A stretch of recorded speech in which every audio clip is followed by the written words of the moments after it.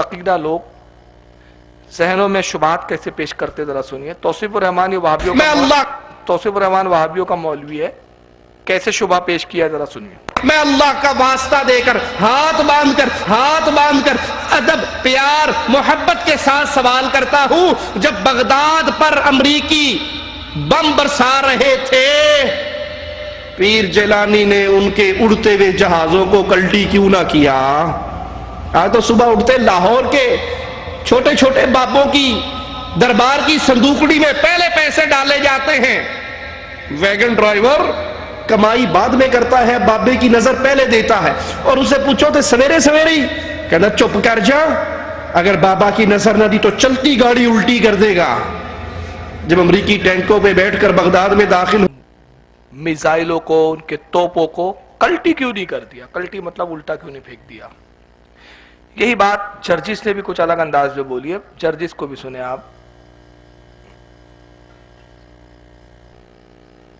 تو ذرا امریکہ کی طرف نظر ڈال کے دیکھ لو, جب بغداد پر کروز میزائلیں داغتا ہے نا, کروز میزائلیں, تو آج بغدادی بابا جو ہیں عبد القادر جیلانی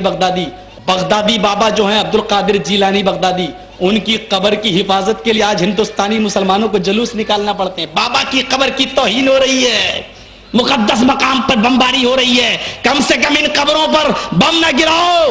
یہ ہمارے بڑے بابا کی قبر وہاں موجود ہے. اندازہ لگاؤ, جو بابا پوری دنیا بدل سکتے ہیں, تمہاری دعائیں اللہ تک لے کے جا سکتے ہیں, وہ امریکہ کی کروز میزائل ہاتھ میں لے کے امریکہ نہیں پھینک سکتے. لے واپس.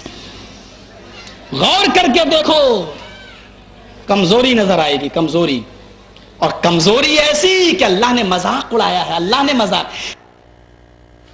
غور کر کے دیکھیں آپ تو غوث پاک میں آپ کو کمزوری نظر آئیں گی. کمزوری ایسی کہ اللہ نے مذاق اڑایا. ان کی تقریریں سننے کے بعد مجھے ایسا لگتا ہے کہ یہ یہودیوں کی نسل کے, یہ مسلمان ہے ہی نہیں. بالکل صحیح. کیونکہ ہر قوم اپنے رہبروں کی تعریف کرتی ہے, ان کے کارنامے بتاتی ہے. دنیا کی واحد قوم ہے جو ان کے عیب ڈھونڈتی ہے. تو اس کا مطلب یہ اس نسب کے, اس خاندان سے اس کے تعلق ہی نہیں ہے ان بزرگوں سے. یہ کسی اور کی نسل ہے, کسی اور کے نطفے سے ہے. اس لیے یہ ہمارے بزرگوں کی توہین کرتے ہیں, ٹوپی لگا کے اپنے آپ کو مسلمان دکھاتے ہیں. ارے بھائی, ایک ہندو اپنے جن دیوتاؤں کو مانتا ہے نا, اس کی بھی توہین برداشت نہیں کرتا ہو. صحیح بات. اگر اس سے یہ بھی کہو نا کہ بھائی یہ جو جس کو تو مان رہا ہے, میں نام نہیں لے رہا ہوں, فلاں کو تو مانتا ہے, بھائی اس کا وجود تھا کیا؟ تو کہتا ہے فالتو بات ہی نہیں کرنا, ہماری آستھا کا سوال ہے.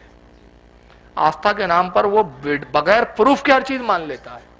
مگر یہ ان سے بھی بدتر قوم ہے یہ, جو اپنے بزرگوں پر ایسے اعتراض کرتے ہیں اور اپنے آپ کو مسلمان کہتے ہیں. لیکن ان کو جواب دینا ہمیں آتا ہے. ان کی اوقات نہیں ہے کہ ہمارے سامنے بیٹھ جائے. خدا کی قسم میں بیٹھ جائے تو پاجامے میں موت نہ دے تو ہمارا نام بدل دینا. بہت خوب. ہمیں پتا ہے ان کو کیسے ان کی کان نس دبانا ہے. اس جاہل سے کوئی پوچھے, کہتا ہے کہ غوث پاک کا اللہ نے مذاق اڑایا. ابے کون سی کتاب میں مذاق اڑایا؟ قرآن میں کہاں مذاق اڑایا؟ جاہل ولیوں کا مذاق نہیں اڑایا, قرآن نے ولیوں کی تعریف بیان کی ہے, ان کے اختیاروں کا ذکر کیا ہے. اب آئیے اس کا میں جواب تھوڑا تفصیلی دینا چاہتا ہوں. انہوں نے تاریخ کی کتابیں پڑھی نہیں. یاد رکھیے, جاہل فرقے کا نام ہوتا ہے وہابی. ٹنڈا بولتے ہیں نا آپ کے, ٹونڈا. جاہل ہوتا ہے ٹونڈا. جب بھی کوئی ٹونڈا ہو تو سمجھ لینا یہ روئے زمین کا سب سے بڑا جاہل ہے, بے پڑھا لکھا. یہ صرف اعتراض کرنے کے لیے پیدا ہوا ہے. ان کو تاریخ نہیں معلوم, ہسٹری نہیں معلوم. اب میں ذرا کچھ ہسٹری بتاتا ہوں, پھر سوال کرتا ہوں, اور کسی کی ماں نے جنا, کسی وہابی کی ماں نے, تو میرے ان سوالوں کا جواب لے آئے ہو. جی سبحان. میں چیلنج کرتا ہوں, قیامت آ جائے گی, میرے سوال کا جواب ان کا باپ بھی نہیں لا سکتا. یہ قبر کھود کے اپنے دادا سے بھی پوچھیں گے نا, تو وہی بولیں گا بیٹا اس کا جواب ہمارے پاس نہیں ہے, عذاب میں رہنے دے, کیوں چھوڑا ہم کو, رہنے دے عذاب میں. اب سوال کیا ہے ذرا سنیے. ان کو تاریخ نہیں معلوم. ذرا تاریخ کا جائزہ لے. 60 ہجری کو دیکھیں آپ, اسلامی تاریخ کی. یہ زمانہ وہ ہے جس زمانے میں امام حسین کو شہید کیا گیا ہے. رسول کے نواسے امام حسین کو کربلا میں شہید کیا. شہادت کے بعد کے واقعات کیا ہے؟ کبھی وہابی بتاتے ہیں آپ کو؟ نہیں بتائیں گے. بتائیں گے پول کھل جائیں گی. ان کا باپ یزید ننگا ہو جائے گا, کیونکہ ابھی تو پوری مہم یزید کو حق پر ثابت کرنے چلا رہے ہیں یہ لوگ. یزید نے بعد میں کیا 61 ہجری کے اندر مدینے میں صحابہ نے اس کی بیعت کا انکار کر دیا تھا. کہا تو نے نواسے رسول کو شہید کیا, ہم تجھے خلیفہ نہیں مانتے. تیری بیعت کو ہم نے جوتوں کی پھٹے جوتے کی طرح اتار کے پھینک دیا. یزید نے ایک لمبی بڑی فوج بھیجی مدینے میں, کہا جاؤ جو میری بیعت نہ کرے, مجھے خلیفہ بادشاہ تسلیم نہ کرے, قتل کرو. مدینے میں یہ فوج داخل ہوئی, 7,000 تابعین عزام کو شہید کیا انہوں نے, بے شمار صحابہ کرام شہید کیے. اور اتنی قتل و غارت کی مدینے میں انہوں نے کہ مورخین نے لکھا کہ کوئی نالی مدینے کی ایسی نہیں تھی جہاں خون نہیں بہتا تھا. اللہ. مسجد نبوی میں انہوں نے گھوڑے باندھے ہیں. اللہ کے رسول کی مسجد میں, جس کے بارے میں آقا نے کہا کہ یہاں نماز پڑھنا دنیا کی تمام مسجدوں سے 70 گنا 70 درجے زیادہ ثواب رکھتا ہے. اور ایک جگہ فرمایا میری یہ مسجد اگر بڑھا کر مشرق تک لے جائے تو یہ میری ہی مسجد ہے. بڑی فضیلت اس مسجد کی.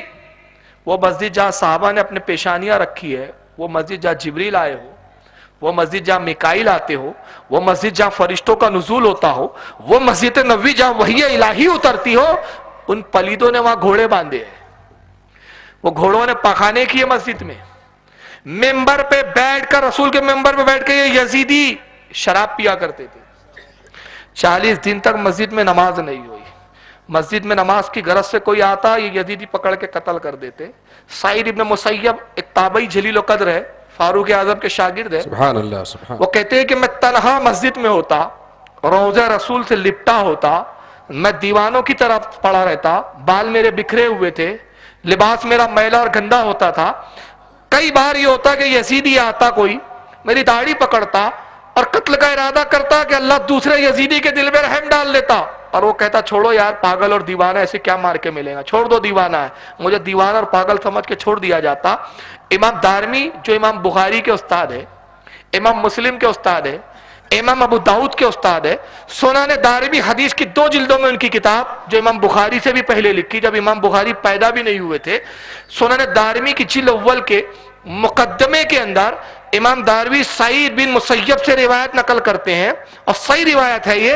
کہتے ہیں کہ سعید بن مسیب کہتے ہیں میں تنہا روضے رسول سے لپٹا ہوتا, اور قسم رب کائنات کی 40 دن جب مسجد میں اذان اور نماز نہ ہوئی تو میں رسول اللہ کی اذان بھی سنتا تھا اور حضور کے نماز پڑھنے کی آواز کو بھی سنا کرتا تھا. اور اس کے بعد انہوں نے ظلم کی انتہا یہی نہیں کی یزیدیوں نے. 3 دن تک یزیدی فوج کے جنرل نے آرڈر دیا کہ جس عورت کے ساتھ چاہو رات گزار سکتے ہو, جس عورت کے ساتھ چاہو عیاشی کرو. علماء کہتے ہیں بے شمار بچے, کئی 100 بچے, کئی 1000 بچے 1 سال کے بعد ناجائز پیدا ہوئے ہیں. جب انہوں نے مدینے کو ویران کیا تو یہ مکہ کی طرف گئے. مکہ میں عبداللہ ابن زبیر تھے اس وقت, ایک صحابی تھے رسول اللہ کے, حضور کے رشتے میں جو قریبی ہوتے ہیں. حضرت زبیر جو حضور کے پھوپھیزاد بھائی ہیں, ان کے صاحبزادے ہیں, حضرت اسما کے بیٹے ہیں, ابو بکر صدیق کے سگے پوتے ہیں. حضرت اسما حضرت عائشہ کی سگی بہن ہے. ابو بکر صدیق کے سگے پوتے ہیں عبداللہ ابن زبیر. ان کے ہاتھ پر صحابہ نے بیعت کر لی. کام یزید کو خلیفہ نہیں مانتے. یزیدی آئے, انہوں نے حملہ کیا کعبے پر. عبداللہ ابن زبیر کے پاس اتنی فوج نہیں تھی کہ ان یزیدیوں سے لڑ سکے. خانہ کعبہ میں انہوں نے اپنے آپ کو قید کیا, مقید کر لیا خانہ کعبہ میں, دروازے بند کر دیے کعبۃ اللہ کے. انہوں نے مشینوں سے پتھر برسائے, پتھر کعبے کی دیواروں پر آ کر لگتے ہیں, حتیٰ کہ یہ ہوا کہ کعبے کی دیوار ٹوٹی. حجر اسود کو پتھر لگا, حجر اسود 6 حصوں میں تقسیم ہو گیا. اس پر بھی یزیدیوں کے جب دل ٹھنڈے نہیں ہوئے, ان بدبختوں نے تیروں پر آگ کے ٹیمبے باندھے, آگ روشن کی اور تیروں کو جلتا ہوا چھوڑا. یہ تیر کعبۃ اللہ کی دیواروں سے ٹکراتے غلاف کعبہ میں آگ لگی, کعبۃ اللہ کا دروازہ جل کر راکھ ہو گیا, کعبے کا غلاف جل کر راکھ ہوا. کعبے کی چھت پر وہ سنگ رکھے ہوئے تھے جو حضرت ابراہیم علیہ السلام نے حضرت اسماعیل کو جب ذبح کیا تھا تو اللہ نے ان کے فدیے میں جنت سے ڈمبا اتار دیا تھا. اس ڈمبے کے سنگ بطور تبرک کعبے کی چھت پر تھے. حضرت ابراہیم سے لے کر سرکار تک اور عبداللہ ابن زبیر کے زمانے تک, اس زمانے تک سنگ محفوظ تھے. لوگ زیارت کرتے تھے, غلاف کعبہ جلا, وہ سنگ بھی جل کر راکھ ہو گئے. اور یہی نہیں, حجاج بن یوسف کے زمانے میں عین کعبۃ اللہ کے اندر حضرت عبداللہ ابن زبیر کو شہید کیا گیا, بے شمار صحابہ کو شہید کیا گیا. 320 ہجری دیکھے ذرا آپ تاریخ کا جائزہ. 320 ہجری کے اندر ایک بادشاہ گزرا ہے عباسی خلیفہ جس کا نام ہے مقتدر باللہ. اس کے زمانے میں خبیث پیدا ہوا, نام تھا ابو طاہر قرماتی. پہلے مسلمان تھا, اسلام سے پھر کر کافر ہو گیا, عیسائی مذہب قبول کر لیا منوس نے. عیسائیوں سے کہا فوج دو, میں چاہتا ہوں مکے کو تباہ و برباد کر دوں. عیسائیوں نے اس کی مدد کی. حج کے زمانے میں 320 ہجری میں کعبۃ اللہ میں داخل ہوا فوج لے کے, سیدھا حرم میں گھسا. 50,000 حاجی جو طواف میں مشغول تھے, خانہ کعبہ کا دروازہ بند کر کے کسی حاجی کو نہیں چھوڑا گیا. 50,000 حاجیوں کو کعبہ کے اندر شہید کر دیا گیا. اللہ اکبر اللہ. اتنا خون بہا کعبے کے فرش کے اوپر. پھر یہی سے دل ٹھنڈا نہیں ہوا حاجیوں کو قتل کرنے کے بعد, حجر اسود کو اس نے اکھاڑا, اکھاڑ کر اپنی راجدھانی حجر لے گیا ہے. پھر وہابی سے پوچھو پڑھے ہے کہ تم نے جاہل وقت پڑھتے اڑتے کچھ نہیں ہو, بس ڈمرو لے کے گھومتے ہو. یہ 320 ہجری کا واقعہ بتا رہا ہوں, ابھی حوالے دوں گا کن کن کتابوں میں واقعات ہے. اپنی راجدھانی حجر لے جاتا ہے, حجر اسود. ایک محل تعمیر کیا, بادشاہی کا اعلان کیا, خود مختاری کا اعلان کیا, تخت بنایا, تخت پر خود بیٹھا, اور جہاں پیر رکھنے کی جگہ ہوتی تھی وہاں حجر اسود کو رکھا گیا. 20 سال حجر اسود اس کے پیر کے نیچے رکھا ہے. 340 ہجری آیا, 20 سال تک حجر اسود اس کے پاس. خانہ کعبہ میں حجر اسود نہیں ہے, سوراخ ہے وہاں پر. حاجی جاتے ہیں, 7 سال تو حجی نہیں ہوا, ڈر کے مارے لوگ ہی نہیں آئے قتل و غارت کے خوف کی وجہ سے. 7 سال کے بعد جب حج کا چالو ہوا معاملہ, حجر اسود نہیں ہوتا تھا, سوراخ کو ہی بوسے دیتے تھے. 20 سال کے بعد 340 ہجری میں ایک بادشاہ آتا ہے المتی, یہ بھی عباسی خلیفہ ہے. اس نے حجر پر حملہ کیا ہے, ابو طاہر قرماتی کی راجدھانی پر. اس خبیث کو میدان جنگ میں قتل کیا, اس کے محل کو نصف نابود کیا, حجر اسود کو نکالا, باعزت لا کے خانہ کعبہ میں دوبارہ نصب کیا. سبحان اللہ سبحان. 20 سال خانہ کعبہ سے حجر اسود غائب ہے. 360 ہجری میں شیعوں کی حکومت آئی. ان کے زمانے میں مسجد نبوی میں آگ لگی, پوری مسجد نبوی جل کر راکھ ہوئی. بہت سارے تغیرات آئے. 87 بار سیلاب آ چکا ہے مکے میں, اور اس میں کئی بار کعبے کی دیواریں ڈھی ہے, دوبارہ تعمیر ہوا ہے. اس طرح کے اگر میں تاریخی واقعات بتاؤں تو بے شمار ہے. آپ کے انڈیا کی اگر ہم بات کریں تو 92 میں 92 میں مسجد بابری مسجد ہاتھ سے نکلی. کیا حالات ہے آپ کو پتا ہے. 1982 سے بیت المقدس میں نماز پڑھنے پہ پابندی لگی. بیت المقدس جو قبلہ اول ہے آج یہودیوں کے قبضے میں ہے. یہ سارے واقعات رکھیے اور ان منوسے سے پوچھئے, ان وہابیوں سے کہ اگر تم سچے ہو تو بتاؤ, پیر جیلانی تو طاقت نہیں رکھتے, تمہارے عقیدے کے مطابق اللہ طاقت رکھتا ہے کہ نہیں رکھتا ہے؟ بولو اللہ کو طاقت ہے یا نہیں؟ اللہ کو اختیار ہے یا نہیں ہے؟ نا وہابی تو بولتے نا سارے اختیاروں کا مالک اللہ, مانگو تو اللہ سے, مدد وہی کرتا ہے, طاقت وہی رکھتا ہے. تو پوچھو کہ جب بغداد میں میزائل پھینک رہے تھے تو پیر جیلانی نے کلٹی کیوں نہیں کر دیا؟ جب کعبے میں حاجی شہید ہو رہے تھے تو اللہ نے کیوں نہیں بچا لیا؟ جب حجر اسود اکھاڑا جا رہا تھا تو اللہ نے اپنے حجر اسود کی حفاظت کیوں نہیں کی؟ جب کعبے کا غلاف جل رہا تھا تو اللہ نے اپنے غلاف کعبے کے غلاف کو کیوں نہیں بچایا؟ جب 50,000 حاجی کعبۃ اللہ میں مارے جا رہے تھے اللہ نے ان کی حفاظت کیوں نہیں کی؟ جب صحابہ مسجد نبوی میں شہید ہو رہے تھے اللہ نے حفاظت کیوں نہیں کی؟ جب نبی کی مسجد میں گھوڑے باندھے جا رہے تھے اللہ نے اپنے مسجد کی حفاظت کیوں نہیں کی؟ جب ممبر پہ شراب پی جا رہی تھی اللہ نے ان پر عذاب فوراً کیوں نہیں بھیج دیا؟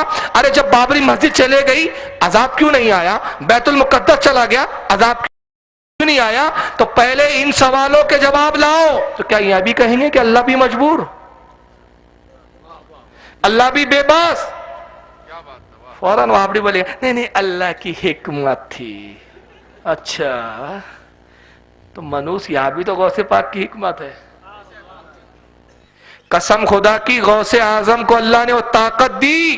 میزائل کوئی بڑی بات نہیں ہے, یہ پوری دنیا کا عالم یہ ہے کہ وہ خود فرماتے ان نظر تو الی بلاد اللہ جمع کا خردلالتین اللہ حکم اتصالی، میں اللہ کے تمام شہروں کو ایسے دیکھتا ہوں جیسے اپنے ہتھیلی میں رائی کے دانے کو دیکھ رہا ہوں۔ سبحان اللہ سبحان اللہ دنیا میرے لیے رائی کے دانے سے زیادہ نہیں ہے، جب چاہوں الٹ دوں جب چاہوں پلٹ دوں۔ یہ میزائل کی کیا بات ہے، مگر میں عبد القادر جیلانی ہوں، میں رب کی رضا پہ راضی رہتا ہوں۔ میزائل آئے، عبد القادر نے پوچھا پروردگار کیا تیرا حکم ہے، یہ میزائل کو واپس پھینکو۔ اللہ نے فرمایا عبد القادر نہیں، پھینکنا نہیں ہے، میں تو چاہتا ہوں مسلمانوں کو تنبیہ ہو جائے، مسلمانوں کو کچھ سبق مل جائے، مسلمانوں کے لیے آگاہی ہو جائے کہ اب بھی نہ سدھروں گے تو کب سدھروں گے۔ میں مسلمانوں کے سبق کے لیے یہ کر رہا ہوں۔ اے عبد القادر تمہیں مداخلت کرنے کی ضرورت نہیں۔ جب اللہ کا حکم آیا عبد القادر نے کہا پروردگار تیری رضا میں میری رضا، سبحان اللہ سبحان اللہ۔ تیرا حکم ہو تو زمین کو تہو بالا کر دوں۔ تو بزرگوں کو تو اختیار ہے، اور اتنا اختیار ہے، ارے جب وہ مردوں میں جان ڈال سکتے تو زندوں کو مردہ نہیں کر سکتے؟ وہ بم برسانے والے وہیں مر جاتے۔ مگر یہ تو وہابیوں کو دکھا کہ میزائل ہے، مگر یہ نہیں دکھا کہ جو ساری دنیا کی میڈیا نے اس کو بڑے تعجب کے ساتھ نشر کیا کہ عجیب بات تھی کہ بے شمار ایسے بھی بم گرے ہیں، ایسے بھی میزائل آئے کہ جو غوث پاک کے روضے کے قریب آ کے گرے اور وہیں پھسکی ہوئے، پھوٹ نہ سکے، اسفوٹ نہ ہو سکا، یہ ان کے نظر نہیں آیا۔ تو یہ کون سے جاہل ہے؟ یہ دیکھیں اللہ کی حکمت ہوتی ہے، جب اس کو اپنے کعبے کی حفاظت کرنی ہوتی ہے تو ابابیل پرندوں سے حفاظت کروا لیتا ہے، اور جب اس کو مسلمانوں کو سبق سکھانا ہوتا ہے، تنبیہ کرنی ہوتی ہے، تو غلاف کعبہ جل رہا ہوتا ہے لیکن پھر وہ حفاظت نہیں کرتا۔ 50,000 حاجی قتل ہوتے ہیں لیکن وہ پھر حفاظت نہیں کرتا۔ تو یہ سب تنبیہ کے لیے ہوتا ہے۔ مگر اس فرقے کی عقیدے کی بات، ان کے نظریات کی بات کیا کریں ہم، کہ ان کا اوڑھنا بچھونا ہی گستاخی بن چکا۔